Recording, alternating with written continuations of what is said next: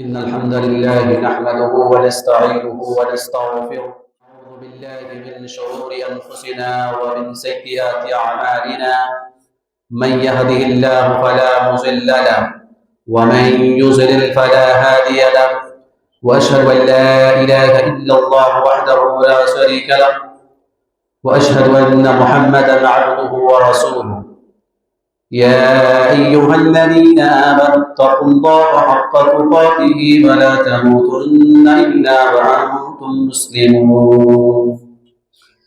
يا أيها الناس اتقوا ربكم الذي خلقكم من نفس واحدة وخلق منها زوجها وبث منهما رجالا كثيرا ونساء واتقوا الله الذي تساءلون به والأرحام إن الله كان عليكم رقيبا. يا أيها الذين آمنوا اتقوا الله وقولوا قولا سديدا يصلح لكم أعمالكم ويغفر لكم ذنوبكم ومن يطع الله ورسوله فقد فاز فوزا عظيما. أما بعد فإن خير الحديث كتاب الله وخير الهدي هدي محمد صلى الله عليه وسلم وشر الأمور محدثاتها وكل محدثة بدعة وكل بدعة ضلالة وكل ضلالة في النار. أعوذ بالله من الشيطان الرجيم. بسم الله الرحمن الرحيم. قاف والقرآن المجيد بل عجبوا أن جاءهم منذر منهم فقال الكافرون هذا شيء عجيب أإذا متنا وكنا ترابا ذلك رجع بعيد قد علمنا ما تنقص الأرض منهم وعندنا كتاب حفيظ.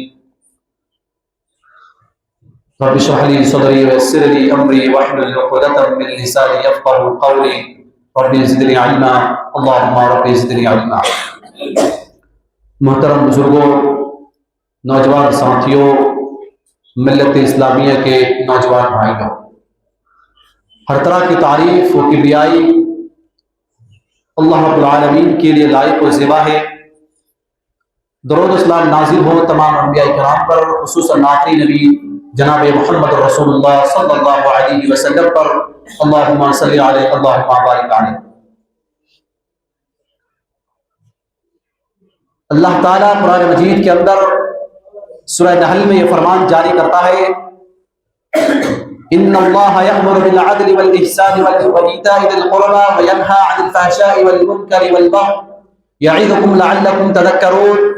اس آیت کا مختصر ترجمہ یہ ہے: ان اللہ یأمر بالعدل والإحسان، کہ اللہ تعالیٰ تمہیں انصاف کا حکم دیتا ہے، احسان کا حکم دیتا ہے اور قریبی رشتہ داروں کا حکم دیتا ہے. وَيَنْهَا عَنِ الْفَحْشَاءِ وَالْمُنْكَرِ وَالْبَغْيِ، اور اللہ تعالیٰ تین چیزوں سے روکتا ہے: ایک فحش سے، بے حیائی سے، والمنکر اور منکر سے، والمنکر منکر سے، والبغی اور ظلم سے. یعظکم لعلکم تذکرون، اللہ تعالیٰ تم کو نصیحت کر رہا ہے تاکہ تم نصیحت حاصل کرو. اس آیت کا یہ مختصر سا ترجمہ ہے. میرے بھائیوں، اللہ تعالیٰ نے اس آیت کے اندر تین چیزوں کا حکم دیا اور تین چیزوں سے روکا. حضرت عبداللہ بن مسعود اس آیت کے بارے میں یوں کہتے ہیں: فی سورۃ النحل یجمع آیۃ فی القرآن. یہ سورہ نحل میں ایک ایسی آیت ہے جو جامع ہے، یہ ایک ایسی آیت ہے جس کے مفاہیم اور اس کے معانی بہت زیادہ ہے. پورے قرآن کریم کے اندر جتنی آیتیں پائی جاتی ہیں اور جتنی آیتیں موجود ہیں، ان تمام آیتوں کا اگر نچوڑ نکالا جائے تو یہ آیت نکلتی ہے. اس آیت کے اندر اللہ رب العالمین نے تین چیزوں کا حکم دیتا ہے اور تین چیزوں سے اپنے بندوں کو روکتا ہے. حضرت امام قتادہ رحمہ اللہ فرماتے ہیں اس آیت کے سلسلے میں: لیس من خلق حسن کان یعملون الجاہلیۃ ویعملون به.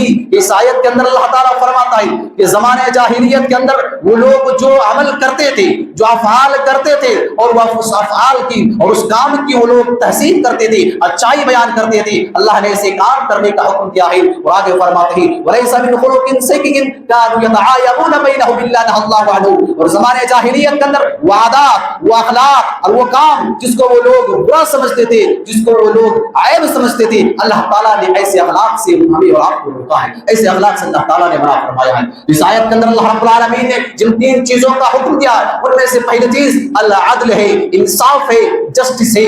اپنے سامنے کوئی بھی ہو اللہ فرماتا ہے اس کے ساتھ انصاف کرو، سامنے دشمن ہو تب بھی انصاف کرو، دوست ہو تب بھی انصاف کرو، مسلمان ہو تب بھی انصاف کرو، غیر مسلم ہو، نان مسلم ہو، کرسچن ہو، یہودی ہو، بدھ ہو، کوئی بھی سامنے ہو تمام کے تمام لوگوں کے ساتھ انصاف کرو۔ رب یوں فرماتا ہے وَلَا يَجْرِمَنَّكُمْ شَنَآنُ قَوْمٍ عَلَىٰ أَلَّا تَعْدِلُوا، کہ تمہیں کسی قوم کی دشمنی اس بات پر نہ ابھارے کہ تم اس کے ساتھ نہ انصاف کرو۔ اگر تمہاری کسی کے ساتھ دشمنی ہو تب بھی تم انصاف کا دامن پکڑ کر رہو۔ ایک جگہ انصاف کرنا بہت زیادہ مشکل ہو جاتا ہے، اپنے خلاف انصاف کرنا، اپنے ماں باپ کے خلاف انصاف کرنا، قریب رشتہ داروں کے خلاف انصاف کرنا، ان سبھی جگہوں پہ انصاف کرنا انسان کے لیے بہت زیادہ مشکل ہو جاتا ہے۔ مالدار کے خلاف انصاف کرنا، غریب کے حق میں انصاف دینا، اس جگہ پہ انسان انصاف نہیں کر پاتا ہے۔ قرآن ہمیں انصاف کرنے کی تعلیم دیتا ہے، یا ایھا الذین آمنوا کونوا قوامین بالقسط شہداء للہ، اے لوگوں انصاف کرنے والے بن جاؤ، انصاف پر جم کر رہنے والے بن جاؤ، انصاف کی لاٹھی کو اور انصاف کے ہتھیار کو مضبوطی سے پکڑ لو۔ اللہ آگے فرماتا ہے انصاف پر جمے رہو اور اللہ کے لیے سچی گواہی دینے والے بن جاؤ۔ وَلَوْ عَلَىٰ أَنفُسِكُمْ أَوِ الْوَالِدَيْنِ وَالْأَقْرَبِينَ، اگر جب تمہیں انصاف کرنا پڑے اپنے نفس کے خلاف، اپنے ماں باپ کے خلاف، اپنے رشتہ دار کے خلاف، إِن يَكُنْ غَنِيًّا أَوْ فَقِيرًا، ان تمام لوگوں سے بہتر ہے، ان تمام لوگوں سے بہتر اللہ رب العالمین ہے، ان تمام لوگوں سے زیادہ حق رکھنے والا اللہ ہے۔ إِن يَكُنْ غَنِيًّا أَوْ فَقِيرًا فَاللَّهُ أَوْلَىٰ بِهِمَا، اگرچہ غریب ہو فقیر ہو ان دونوں سے زیادہ حق اللہ رب العالمین رکھتا ہے۔ اور تم خواہش نفس کی پیروی کرتے ہوئے کسی سے ناانصاف مت کرو، اور اگر تم نے کچھ بیانی کی یا پہلو طریق اختیار کی تو تم یاد رکھو کہ تم جو کچھ بھی کر رہے ہو اللہ تعالیٰ ان تمام چیزوں سے باخبر ہے، اللہ تعالیٰ ان تمام چیزوں کو دیکھ رہا ہے۔ میرے بھائیو، میرا موضوع عدل نہیں ہے، دوسری چیز جس کا اللہ رب العالمین حکم دیتا ہے الاحسان۔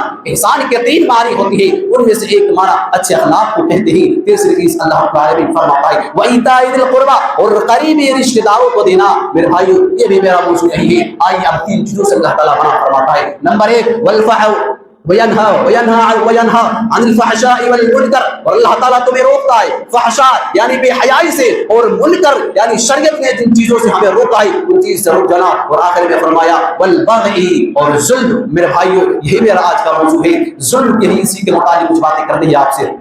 اللہ رب العالمین نے اس آیت کے اندر 3 چیزوں کا جہاں حکم دیا وہیں پہ 3 چیزوں سے روکا ہے، ان میں سے آخری چیز اللہ رب العالمین نے والبغی، ظلم سے منع فرمایا۔ میرے بھائیو آج ضرورت اس بات کی ہے، ہمیں ایسے حالات میں ظلم کے خلاف بولنے کی ضرورت ہے۔ ہم آج کسی حکومت کے خلاف نہیں بول سکتے، کسی پارٹی کے خلاف نہیں بول سکتے، آج خود ہم ظلم کر رہے ہیں، جو ہمارے گھروں میں ظلم ہو رہا ہے، ہمارے سماج میں، ہمارے معاشرے میں، ہم اپنے آپ سے جو دوسروں پر ظلم کر رہے ہیں، ان تمام چیزوں پر اگر غور کر لیں تو حکومت کی نظر ہم پر بعد میں پڑے گی۔ میرے بھائیو یہ ظلم اتنا بڑا گناہ ہے، نبی کریم صلی اللہ علیہ وسلم فرماتے، حدیث قدسی ہے، اللہ رب العالمین یہ ارشاد فرماتا ہے انی حرمت الظلم علی نفسی، میں نے ظلم کو اپنے اوپر حرام قرار دیا ہے، وجعلته بینکم محرما، اور تمہارے درمیان بھی میں نے ظلم کو حرام قرار دیا ہے، فلا تظالموا، تم آپس میں ایک دوسرے سے دشمنی نہ کرو، ایک دوسرے کے اوپر ظلم نہ کرو، غریبوں پر ظلم نہ کرو، یتیموں پر ظلم نہ کرو، بیواؤں پر ظلم نہ کرو، مسکینوں اور لاچاروں بے بسوں ان سب لوگوں پر ظلم نہ کرو۔ نبی کا ایک خطبہ، نبی کی ایک تقریر جس کی تعریف مسلمان تو مسلمان غیر مسلم بھی کرتے ہیں، غیر مسلم تو کیا جو اللہ کو نہ مانتا ہے، جو اللہ کو انکار کرنے والے ہیں، ایسے لوگ بھی نبی کو اس خطبے کی تعریف کرتے ہیں۔ نبی کا وہ خطبہ کیا تھا،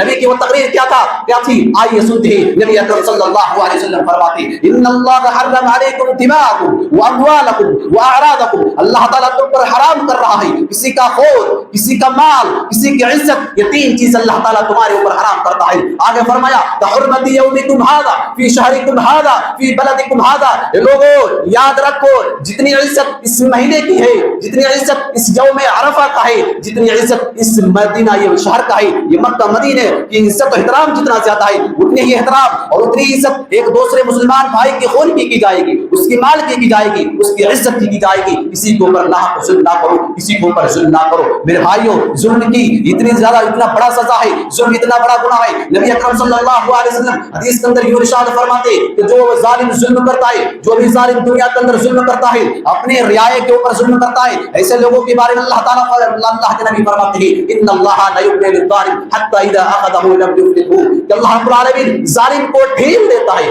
اللہ رب العالمین ظالم کو پاور دیتا ہے کہ کر لے تو جتنا ظلم کرنا ہے، تو جانور بن جا، تمہیں انسان کے نام پر تو حیوان بننا چاہتا ہے حیوان بن لے، تمہیں جس کے اوپر ظلم کرنا ہے کر لے، تم جو چاہے وہ کر لو، تم کسی کے اوپر کسی کا کیس ٹھوک دو، تمہیں جو کرنا ہے کر لو، لیکن حتی اذا اخذہ لم یفلته، لیکن جب اللہ پکڑے گا، لیکن جب اللہ کی پکڑ آئے گی تو پھر کسی کو نہیں چھوڑے گا۔ اللہ رب العالمین کی پکڑ بہت زیادہ سخت ہوتا ہے، بہت زیادہ مضبوط ہوتا ہے۔ اللہ کے نبی صلی اللہ علیہ وسلم نے فرمایا جب اللہ تعالیٰ ظالم کو پکڑے گا تو پھر چھوڑے گا نہیں۔ اللہ کے نبی صلی اللہ علیہ وسلم کی حدیث سنتے ہیں اتقوا الظلم فإن الظلم ظلمات یوم القیامہ، کہ وہ لوگوں تم لوگ ظلم سے بچو، اس لیے کہ یہ ظلم کل قیامت کے دن اندھیرا بن کر آئے گا۔ حدیث سمجھ میں نہیں آئی؟ کل قیامت کے دن یہ ظلم اندھیرا بن کر آئے گا، مطلب کیا ہے؟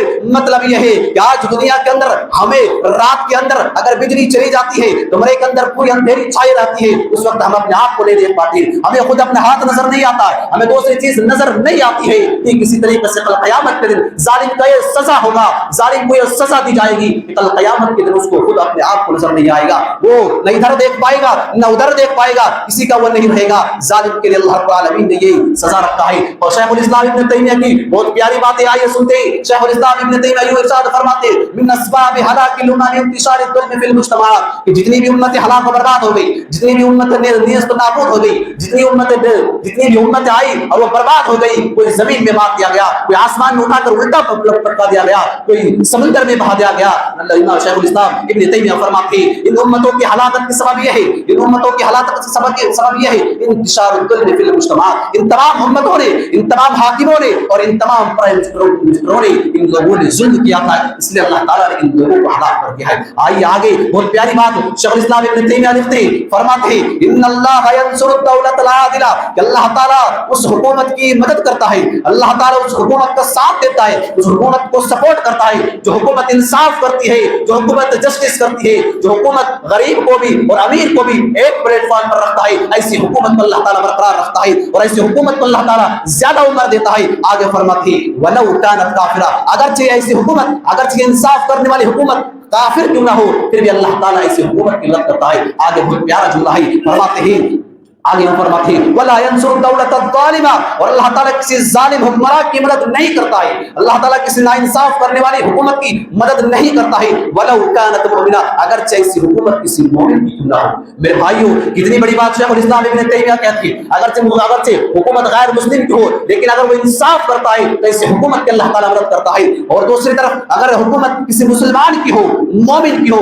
لیکن وہ انصاف نہیں کرتا ہے، وہ ظلم کرتا ہے، تو ایسی حکومت کی اللہ تعالیٰ مدد نہیں کرتا ہے۔ اس لیے ہمیں اور آپ کو ظلم سے بچنا چاہیے۔ ہمارے سماج میں کیا ظلم نہیں ہوتا؟ ایک ساس اپنے بہو پر ظلم نہیں کرتی، ایک شوہر اپنے بیوی پر ظلم نہیں کرتی۔ ان چھوٹی چھوٹی چیزوں پر ہمیں اور آپ کو غور و فکر کرنے کی ضرورت ہے، اپنے غریبان میں جھانکنے کی ضرورت ہے۔ ہم دوسرے حکومت کے خلاف بات نہیں بولیں گے، پہلے اپنے آپ کو سدھاریں، اپنے گھروں کے حالات کو سدھاریں، اپنے ماحول کو سدھاریں کہ ہم سے کہاں پہ ظلم ہو رہا ہے، ہم کہاں پہ ظلم کر رہے ہیں۔ میرے بھائیوں ظلم کی چند اقسام ہے، ظلم کی چند پرکار ہے، ان میں سے ایک پرکار ہے سب سے بڑا ظلم یہ ہے کہ اللہ تعالیٰ کے ساتھ شرک کرنا، اللہ تعالیٰ کے ساتھ کسی اور کو شریک ٹھہرانا۔ ان الشرک لظلم عظیم، شرک سب سے بڑا گناہ ہے، اس لیے ہمیں شرک سے ہمیشہ بچنے کی ضرورت ہے۔ دوسرا سب سے بڑا ظلم ہے اپنے آپ پر ظلم کرنا، اپنے نفس پر ظلم کرنا۔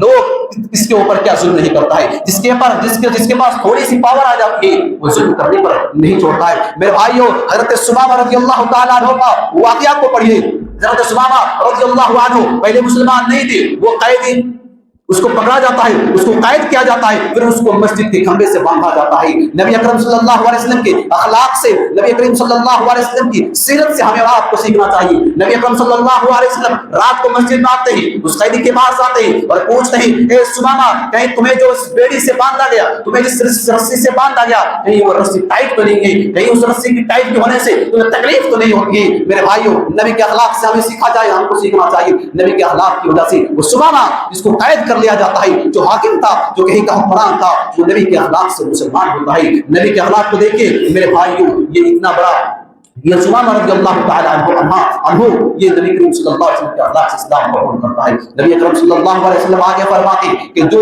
دو چیز ایسی ہے کہ جس کی سزا اللہ تعالیٰ دنیا ہی میں دے دیتا ہے، دو گناہ ایسے ہیں جس کا سزا اللہ رب العالمین دنیا میں ہی انہیں دیتا ہے۔ میرے بھائیوں، یہ جملہ آج کے جمعے سے لے کے جائیے گا۔ نبی اکرم صلی اللہ علیہ وسلم فرماتے ہیں، ما من ذنب اجدر ان يعجل الله لصاحبه العقوبة في الدنيا مع ما يدخر له في الدنيا من البغي وقطيعة الرحم، کہ دو گناہ ایسے ہیں جس کا سزا اللہ رب العالمین دنیا ہی میں دے دیتا ہے اور آخرت میں بھی دے گا۔ میرے بھائیوں، غور سے سننا اور آج کے جمعے سے یہ پیغام لے کے جانا، وہ دو گناہ کیا ہے جسے ہمیں اور آپ کو بچنے کی بے حد ضرورت ہے، اپنے آپ کو ہمیشہ سے بچانے کی ضرورت ہے۔ من البغي وقطيعة الرحم، ایک ظلم کا گناہ، دوسرا رشتہ داری کو توڑنے کا گناہ۔ یہ دو چیز ایسے یہ دونوں اتنا بڑا گناہ ہے جس کا سزا اللہ رب العالمین دنیا ہی میں دے دیتا ہے۔ میرے بھائیوں، ہم اللہ رب العالمین سے دعا کرتے ہیں کہ ہم نے بہت بڑے بڑے ظالم کے انجام کو تو دیکھا، ہم نے فرعون کا انجام دیکھا، قارون کا انجام دیکھا، حامان کا انجام دیکھا۔ ہم اللہ سے دعا کرتے ہیں کہ آج کے جو چھوٹے چھوٹے فرعون ہیں، آج کے جو چھوٹے چھوٹے ظالم ہیں، یا اللہ تو ہمیں ان کا بھی انجام دکھا، یا اللہ تو ہمیں ان کا بھی انجام دکھا دے۔ میرے بھائیوں، دوسری چیز وقطیعۃ الرحم، اور رشتہ داری کو توڑنا، یہ بھی اتنا بڑا گناہ ہے، اتنا بڑا گناہ ہے کہ اللہ تعالیٰ اس کا بھی سزا دنیا ہی میں دے دیتا ہے۔ میرے بھائیوں، ہمارے اور آپ کا رشتہ داری کا انجام کیا ہے؟ ہماری رشتہ داری کہاں پر چلی گئی ہے؟ ہمیں کسی نے ولی میں دعوت نہیں دی، ہم نے اپنے رشتہ دار سے بات چیت بند کر دی، ہمیں کسی نے اپنے کسی فنکشن میں دعوت نہیں دی، ہم نے اس کا گھر جانا بند کر دیا، ان کے خیر و خیریت معلوم کرنا چھوڑ دیا کہ یہ رشتہ داری ہے۔ کہ رشتہ داری کی اہمیت کیا ہے کہ جب کوئی کسی کے اوپر تحفہ دے تب ہم اس کو تحفہ دیں، تب اس کے گھر جائے۔ میرے بھائیوں، رشتہ داری کا یہ مطلب نہیں ہے۔ میرے بھائیوں، رشتہ داری کو جوڑیے، رشتہ داری کو جوڑنے والا بنیے اور رشتہ داری کو توڑنے والا مت بنیے۔ یہ رشتہ داری، اس کے اوپر میں پہلے خطبہ دے چکا ہوں۔ میرے بھائیوں، اگر آپ کو یاد ہو یہ رشتہ داری کی بہت زیادہ اہمیت ہے، اس لیے ان دونوں چیزوں سے بچنے کی بہت زیادہ ضرورت ہے، ایک ظلم سے ظلم اور دوسرا رشتہ داری کو توڑنا۔ میرے بھائیوں، ہم کہاں پہ ظلم کرتے ہیں ہمیں پتہ نہیں چلتا ہے، ہم کس کو کب گالی دے دیتے ہیں، کس کو کب تھپڑ رسید کر دیتے ہیں، کس کو برا بھلا کہہ دیتے ہیں، کس کے سب کے ساتھ کھیلتے ہیں، کس کے خون بہا دیتے ہیں۔ ہمیں ان تمام چیزوں پر غور کرنے کی ضرورت ہے۔ کہیں ایسا تو نہیں ہم سے ظلم ہو رہا ہے اور اس ظلم کی سزا اللہ تعالیٰ ہمیں دے رہا ہے، ہمارے گھر میں لا رہا ہے، ہماری اولاد میں دے رہا ہے؟ ان تمام چیزوں پر غور کرنے کی ضرورت ہے۔ ہم سے کہاں پہ ظلم ہو رہا ہے، کہاں ہم رشتہ داری کو توڑ رہے ہیں، کہاں ہم رشتہ داری کو روند رہے ہیں، کہاں ہم رشتہ داری کی عزت اچھال رہے ہیں۔ میرے کہا اس کے اوپر میں نہیں جانا چاہتا ہوں، آگے بہت پیاری حدیث آپ کو سنا کر اپنی بات ختم کرتا ہوں۔ نبی اکرم صلی اللہ علیہ وسلم یہ ارشاد فرماتے ہیں، من كانت عنده لأخيه مظلمة فليحللها منها، کہ جس کے پاس بھی تم نے کسی پر ظلم کیا، اگر تمہیں یاد ہو کہ تم نے کسی اپنے مسلمان بھائی پر ظلم کیا تو یاد رکھو تمہیں دنیا میں رہتے ہی، تمہاری سانس ختم ہونے سے پہلے ہی قبر تک تمہیں پہنچائی جائے، اس سے قبل اور اس سے پہلے ہی تم اس کو یاد کر لو اور اپنے بھائی سے جا کر اس ظلم کا معاملہ ٹھیک ٹھاک کر لو، اس ظلم کا معاملہ ٹھیک ٹھاک کر لو، اس لیے کہ کل قیامت کے دن وہاں پہ نہ دینار ہوگا، نہ درہم ہوگا، نہ روپیہ ہوگا، نہ پیسہ ہوگا، نہ دولت ہوگی، وہاں پہ صرف نیکی اور نیکی ہوگی۔ اور جو ظلم کرے گا، جو ظالم ظلم کر کے جائے گا، مظلوم کو اس ظالم کا اس ظالم کی نیکی دی جائے گی، اور جو مظلوم ہے اس کی تمام برائیاں اس ظالم کو دے دیا جائے گا، پھر اس ظالم کے پاس کچھ نہیں رہے گا، وہ ظالم کہیں کا نہیں رہے گا۔ اس لیے اگر کسی کو یاد ہو تو میں نے اپنے بڑے بھائی کو گالی دیا ہے، بڑا بھائی کو بغیر کسی جرم کے میں نے اس کو تھپڑ مار دیا ہے، میں نے اس کو گالی دی ہے، میں نے اس کی عزت کو اچھالا ہے، میں نے اپنے بہن کو بہن کی عزت کو اچھالا ہے، میں نے ہمارے معاشرے میں رشتہ داری کی کیا حیثیت ہے، ہماری بہن سے کتنی بنتی ہے، بھائی سے کتنی بنتی ہے، بہن بھائی کو چھوڑیے ہم اپنے والدین سے کتنی محبت کرتے ہیں، ہم اپنے والدین کے کتنے قریب ہیں۔ میرے بھائیوں، ہمارا سماج تو ایسا ہے، ہم مسلمانوں کی حالت تو ایسی بن گئی ہے کہ جب مسلمانوں کے والدین برا ہو جاتے ہیں، جب وہ بڑھاپے کے عالم میں پہنچ جاتے ہیں، ہم مسلمان اتنے گر چکے ہیں کہ اپنے ماں باپ کو کھلانے کے لیے، اپنے ماں باپ کو 2 وقت کی روٹی دینے کے لیے ہم 4 بھائی، ہم 5 بھائی، ہم 6 بھائی باری بانٹ لیتے ہیں۔ میرے بھائیوں، کتنے افسوس کی بات ہے तो अपने वालिदैन को खिलाने के लिए हम बारी बांट लेते हैं, हम वालिदैन को खिलाने के लिए अपनी बारी तकसीम कर लेते हैं कि हम वालिदैन को खिला पिला नहीं सकते। वो माँ जो 8-9 महीने तक पेट में रखता है, जो पेशाब पर सोने के लिए कवार तो कर लेती है, लेकिन अपने बच्चों को, अपने बच्ची को उस गीले बिस्तर पर सोने नहीं देती है। मेरे भाइयों, उस माँ की क्या गलती है, उस बाप की क्या गलती है जो बाप उंगली पकड़कर चलना सिखाता है, जो बाप धूप में और पसीने में एक एक रुपया कमाकर अपने बच्चे के फ्यूचर के लिए कुर्बानी देता है। उस बाप की क्या गलती है, वो बाप जब बुढ़ापे पे पहुंच जाता है उसके खाने के लिए आप बारी तकसीम कर देती है। कैसा नहीं हो रहा मेरे भाइयों, मेरे भाइयों, मुसलमान समाज में ऐसा ही हो रहा है। मेरे भाइयों, गैर मुस्लिमों की हम बात में करेंगे, पहले खुद अपनी बात कर ले, पहले खुद अपने घरों के हालात को देख ले। हम मुसलमान भाई अपने घरों की हालात को कैसे बना रखे हैं। मेरे भाइयों, वक्त नहीं है, आखिर हदीस सुनाकर मैं अपनी बात खत्म करता हूँ। इस जुल्म के खिलाफ हमें और आपका आवाज उठाना है। हम जो जुल्म करते हैं उसके खिलाफ हमें खुद को मुहासबा करना है और खुद को अपने गरीबान में झांक कर देखना है। नबी करीम सल्लल्लाहु अलैहि वसल्लम फरमाते हैं, मन इक़तता शिबरन मिन अल-अर्द तवक़अहुल्लाहु इय्याहु यौमल क़ियामति मिन 70 अर्दीन, कि कल क़यामत के दिन जो इंसान इस दुनिया के अंदर एक बालिश जमीन इतनी सी होती है, एक बालिश जमीन किसी ने हड़पा हो, किसी ने जबरदस्ती ली हो, किसी ने नाहक ली हो, तो याद रखो कल क़यामत के दिन 7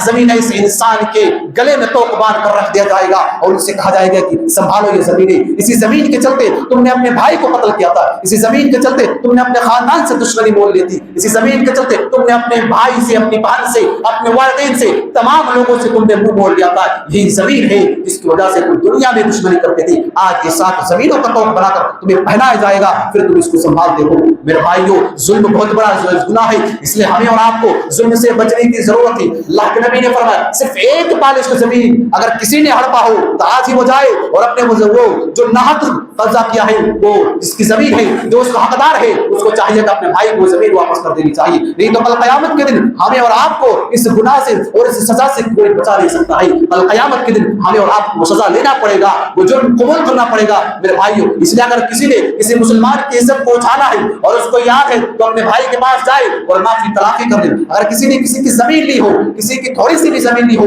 कब्जा करके ली हो, बेईमानी करके और दलाली करके ली हो, तो बराह मेहरबानी वो कल क़यामत के अज़ाब से बचने के लिए आज अपने भाई को जमीन वापस कर दी। अगर किसी ने किसी का घर बगैर कब्जे के, बगैर किसी हक पे कब्जा किया हो, तो अल्लाह के वास्ते, अल्लाह को हाजिर जारी है, वो अल्लाह देख रहा है, उसको उसके अज़ाब से बचने के लिए अपने भाई के घर को वापस कर दीजिए। किसी ने किसी की दुकान को हड़पा हो, उसको वापस कर दीजिए। किसी भी तरीके से अगर आपसे जुल्म हुआ हो, इंसान होने के नाते अगर किसी से गलती हुई हो, अल्लाह को बाखबर जानते हुए वो जमीन वापस कर दीजिए, वो तमाम चीज वापस कर दीजिए जो आपने किसी से बगैर किसी हक पे लिया हो। मेरे भाइयों, अगर किसी मुसलमान ने किसी मुसलमान की कोई चीज बगैर बताए, बगैर परमिशन के दी हो और उस इंसान को पता है मैंने अपने मुसलमान भाई से फला चीज ली है, तो उसको वापस कर दीजिए, उसको दे दीजिए, ताकि कल क़यामत के दिन हम और आप अल्लाह रब्बुल आलमीन के अज़ाब से बच जाए। मेरे भाइयों, अल्लाह रब्बुल आलमीन से दुआ है कि अल्लाह ताला हम तमाम मुसलमानों को कहने सुनने से अल्हम्दुलिल्लाह व कफ़ा व सलामुन अला इबादिहि अल्लज़ीना इस्तफ़ा अम्मा बअद।